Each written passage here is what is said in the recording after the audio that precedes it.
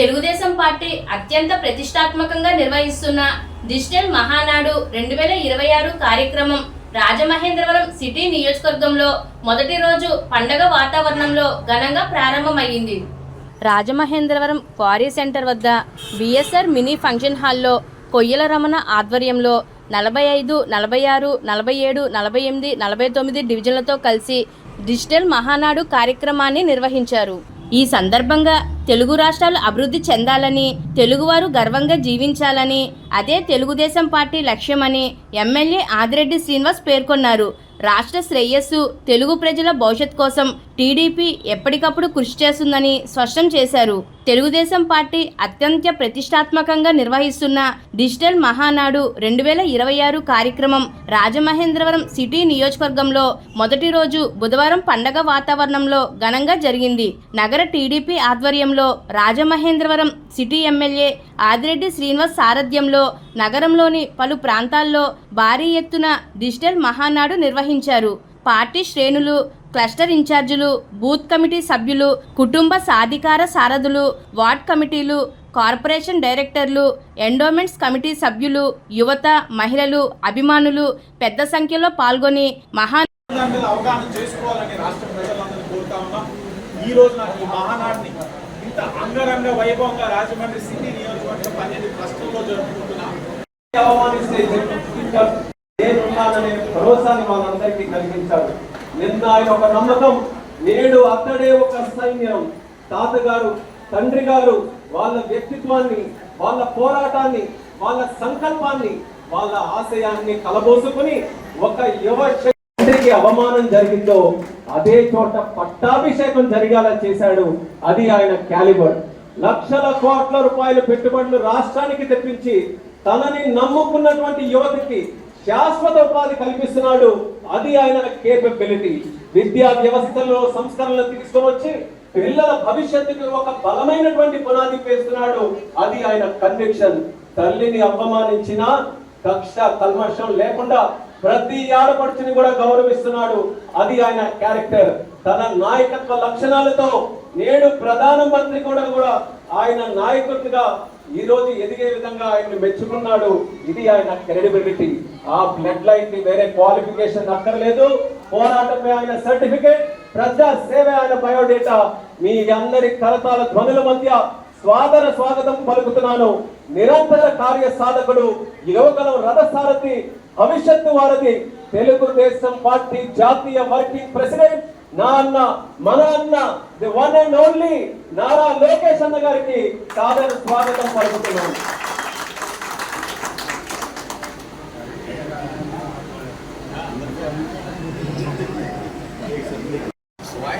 Senior junior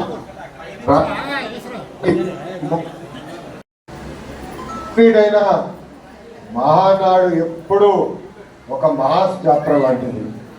పసుపు పండుగనే మన మహానాడు. ప్రతి కార్యకర్త తెలుగు జాతి నాది తెలుగు.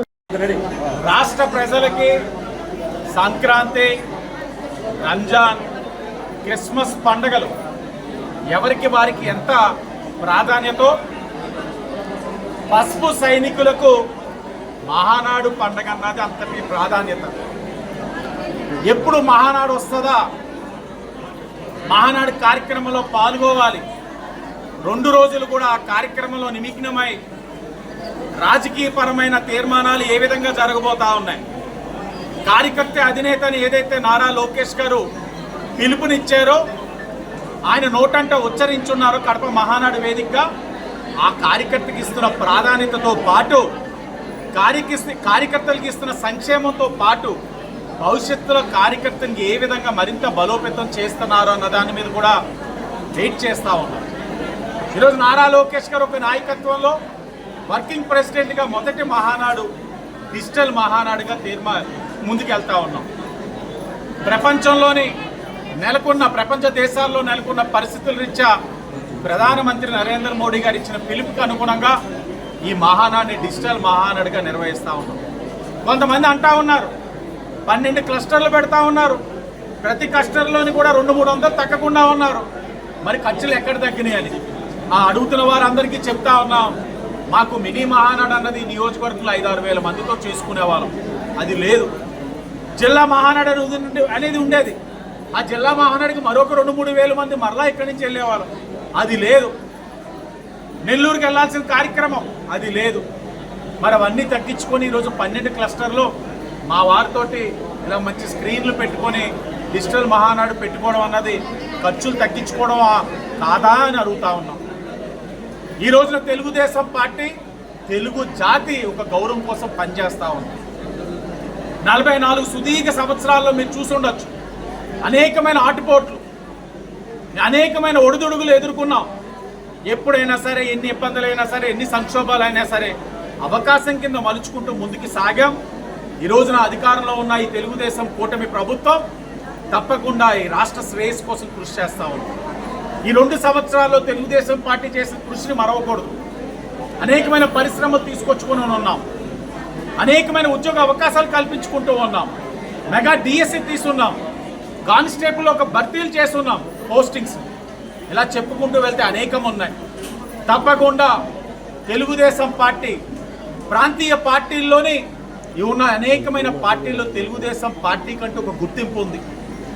ఈరోజు సాంకేతిక పరిజ్ఞానాన్ని అనుసంధానం చేసుకుంటూ, పార్టీ వ్యవస్థలో అనుసంధానం చేసుకుంటూ మహానాడుని నిర్వహిస్తున్న తీరు చూస్తే అర్థమవుతుంది.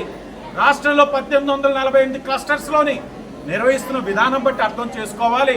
తెలుగుదేశం పార్టీ ఎప్పుడు కూడా సాంకేతిక పరిజ్ఞానాన్ని అందుకోవడమే కాదు, ముందు కూడా ఉంటుందన్న విషయాన్ని ఈ యొక్క కార్యక్రమం ద్వారా గుర్తు చేస్తూ, భవిష్యత్తులో రాష్ట్ర శ్రేయస్సు కోసం ఎప్పుడు కూడా కృషి చేస్తుంది తెలుగుదేశం పార్టీ. అలాగే చెప్తున్నాం, సీనియరా జూనియర్ అన్నది కాదు, పార్టీకి పని చేసేవాడే ఎప్పుడు కూడా ముందుంటారు. పార్టీకి కష్టపడే వారిని గుర్తిస్తాం. ఒక పక్కన సీనియర్ని గౌరవిస్తాం, జూనియర్స్ని ప్రోత్సహిస్తాం, పార్టీకి కష్టపడే వారిని ముందు పెడతామని కూడా ఈ సందర్భంగా తెలియచేసుకుంటూ, ఈ యొక్క రాజమండ్రి సిటీ నియోజకవర్గంలో 12 క్లస్టర్లో ఒక పండుగ వాతావరణం కింద మహానాడిని నిర్వహించుకుంటున్న నా తెలుగుదేశం పార్టీ కుటుంబ సభ్యులందరికీ కూడా శుభాకాంక్షలు తెలియజేస్తూ అందరికీ కూడా మహానాడులో వంటకాలు ఎలా ఉంటాయండి? నా భవిష్యత్తు ముందును ఖర్చులు తగ్గించమన్నారు. దానికి తగ్గట్లుగానే మంచి మామిడికాయలు పెట్టుకున్నాం. రేపు మామిడికాయని ఆపి ఐస్ క్రీమ్ ఇస్తా ఉన్నాం. రేపు కూడా నాన్ వెజ్లో ఇంకొక ఐటమ్ని మారుస్తూ ఉన్నారు. ఈ 11 o'clockకి ఈ రాష్ట్రానికి అవసరం. అది శుభ పరిణామం. మా పార్టీ జెండానే. ప్రకృతి కూడా సహకరిస్తూ ఉంది, వాతావరణంలో కూడా మార్పు వచ్చేసింది.